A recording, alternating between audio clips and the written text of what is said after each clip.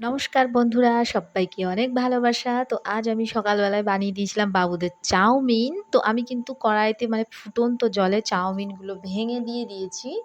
তারপরে কিন্তু চাউমিনগুলো অল্প সিদ্ধ হলেই এটাকে আমি ছেঁকে নেব। আমরা এমনি চাউমিন বাড়িতে সেরকম খাই নে, কিন্তু বাবুদের স্কুলের জন্য এক দিন এক রকম দিতে হয়, সেই জন্যই কিন্তু বানিয়ে দিলাম। কড়াইটা কিন্তু ভালো মতো আগুন করে গরম করে নিতে হবে। তেল বেশি গরম না হলেও চলবে, কিন্তু কড়াই আগুনের মতো গরম করে নিয়ে কিন্তু তেলটা দিতে হবে। তেলটা যখনই সামান্য গরম হয়ে যাবে তখন তাতে দিয়ে দিতে হবে লঙ্কা এবং পেঁয়াজ। পেঁয়াজ একদম ভাজা করা যাবে না, যেমন আমি দিয়ে দিয়েছি। এক্ষুনি কিন্তু আমি চাউমিন দিয়ে দেবো। পেঁয়াজের সেন্ট কখনোই আসবে না। সেন্ট আসলে কিন্তু চাউমিনের গন্ধটা বদলে যাবে। সেই জন্য কিন্তু পেঁয়াজ দেওয়া মাত্রই সে কাঁচা কাঁচা গন্ধের মধ্যেই কিন্তু চাউমিনটা আমি দিয়ে দিয়েছি। লঙ্কাও বেশি ভাজা হবে না।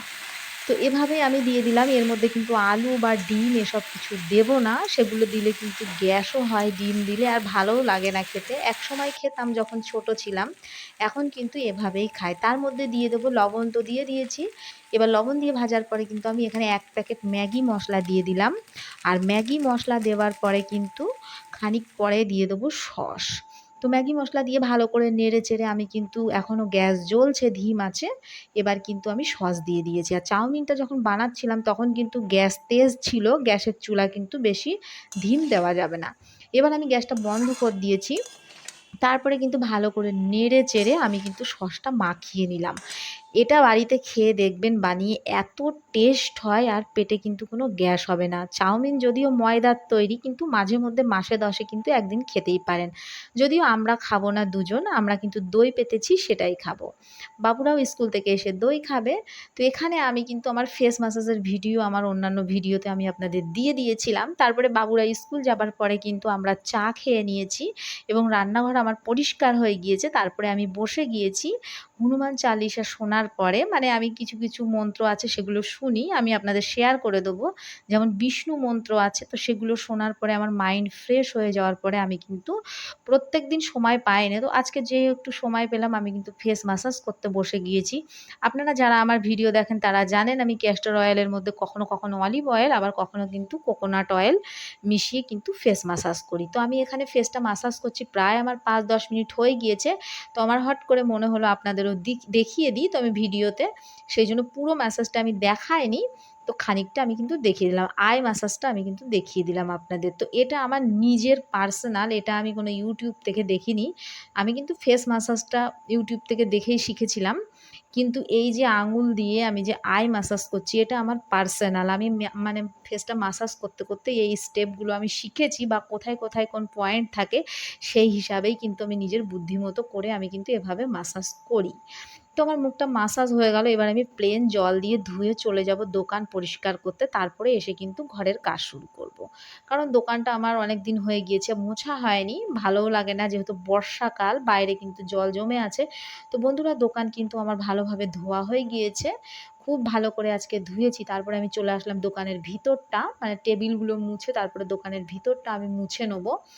আর পাংখা চালিয়ে দিয়েছি, যেহেতু বর্ষাকাল, না হলে ভালো করে শুকাবে না। এখন কিন্তু রোদ আছে।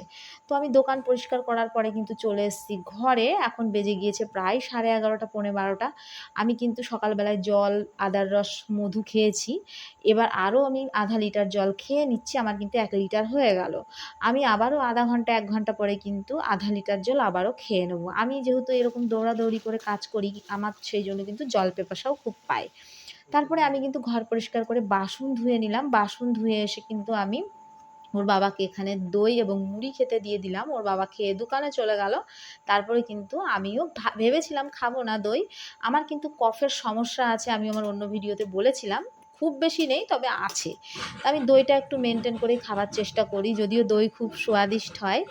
তা আমি এখানে অল্প দই এবং মুড়ি দিয়ে খেয়ে নিলাম। খাওয়ার পরে কিন্তু বাবুরাও স্কুল থেকে চলে এসছে। তারপরে আমি ওদের স্কুলের উপরের ড্রেস আর গামছাগুলো আমি কেচে বাইরে মেলে দিলাম। আজকে আর ওয়াশিংয়ে কাপড় ধোবো না, হয়তো কাল বা পরশু ধোবো। তো আমি এখানে ধুয়ে নিচ্ছি। এখন তো সুন্দর রোদ আছে, এরপরে কিন্তু রোদ চলে যাবে, আবার বৃষ্টি নামবে। তো বন্ধুরা এভাবেই আমি করছি। এক্ষুনি গিয়ে আমাকে রান্না বসাতে হবে, যেহেতু বেজে গিয়েছে ২টো। আমার কিন্তু রান্না করতে বেশ দেরি হয়, আর আমরা কিন্তু রান্না করে সাথে সাথে খেতে বসে যাই। এখানে আমি ভিজিয়ে নিয়েছি, কালকে আমি দুধ বানিয়েছিলাম না, কাল সময়ও হয়নি, আজকে কিন্তু আবারও ভিজিয়ে নিলাম। তো এটা রাত হতে হতে কিন্তু ভালো মতো ভিজে যাবে। তো দুধটা আমি কিন্তু রাত্রে বানাবো। মুগের ডাল অল্পই ছিল, মুগের ডাল খুব তাড়াতাড়ি খারাপ হয়ে যায়, আর আমরা কোনো পুজো আছড়া বা অনুষ্ঠান যখন হয় বাড়িতে তখনই বেশিরভাগটা মুগের ডাল ইউজ করি। তো অল্প বেঁচে ছিল, আমরা কদিন পরে বাড়ি যাব, সেই জন্য মুগের ডালটা আর খাওয়া হবে না, আমরা মুসুর ডালটা বেশি খাই। সেই জন্য ভাবলাম আজকেই কিন্তু মুগের ডালটা বানিয়ে ফেলি। তো মুগের ডাল বানিয়ে ফেলবো, আর ফ্রিজে কিছু সবজি আছে যেমন বরবটি, সেটাও কেনা ছিল, নষ্ট হয়ে যাচ্ছে। আর আমরা ভাজাভুজিও বেশি খাই না, মানে বেশিরভাগটা আমাদের চচ্চড়ি খাওয়া হয় যাতে কম তেল খাওয়া পড়ে, সেই কারণে। তো ভাত হয়ে গিয়েছে, মুগের ডালটাও আমার হয়ে গিয়েছে। এবার আমি কিন্তু বরবটি ভাজা আর ভেন্ডির তরকারিটা করে নেব। তো এখানে ডালও আমার কমপ্লিট হয়ে গেল। ডালটা কিন্তু খেতে খুব সুন্দর হয়, জিরে ফোড়ন দিই আর আদা বাটা ফোড়ন দেওয়া হয়। তো আমার ভেন্ডি মানে ভেন্ডিটা আমি পরে দিলাম আলু ভাজার পরে। এখানে ৫ ফোড়ন আর তেজপাতা আমি কিন্তু ফোড়নে দিয়েছি, আর ৩টে কাঁচা লঙ্কা। আলুটা সামান্য ভাজার পরে খুব সামান্য হলুদ দিয়ে নিয়েছি, তারপরে কিন্তু আমি ভেন্ডি দিয়েছি। হলুদ চাইলে সামান্য আমি আরও দিতে পারি, আর লবণ দিয়ে দেবো। এই ভেন্ডির তরকারিতে যদিও কোনো মশলা পড়ে না, কিন্তু এত স্বাদ হয়, আপনারা এভাবে হালকা করে বানিয়ে খেয়ে দেখবেন। এত সুন্দর সেন্ট হয় এই তরকারিটা, যেন মনে হয় যেন পুজোর কোনো তরকারি বানাচ্ছি আমি। যেহেতু তেজপাতা দেওয়া আছে, আমি রান্নাঘরে রান্না করছি কিন্তু আমার বড় ঘর অব্দি এত সেন্ট যে আমার এখনই খেতে মানে বসে যেতে মন চাইছে। বন্ধুরা সত্যি আমাদের এইসব খাবার কিন্তু খুব ভালো লাগে। তো এখানে এই তরকারিটা পুরো ফুটে যখন জলটা শুকিয়ে আসবে, ভেন্ডিটা কিন্তু গলবে না, জাস্ট আলুটা গলবে। আর আমরা খাবার সময়ও কিন্তু ভেন্ডিটা মেখে নেব না, ভেন্ডিটা কিন্তু আস্তে আস্তে মুখে কামড়িয়ে খাবো। তো এই রান্নাটাও তো আমাদের বাচ্চারাও ভালোবাসে। আর করে নিয়েছিলাম আমি এখানে বরবটি ভাজা। তো আমাদের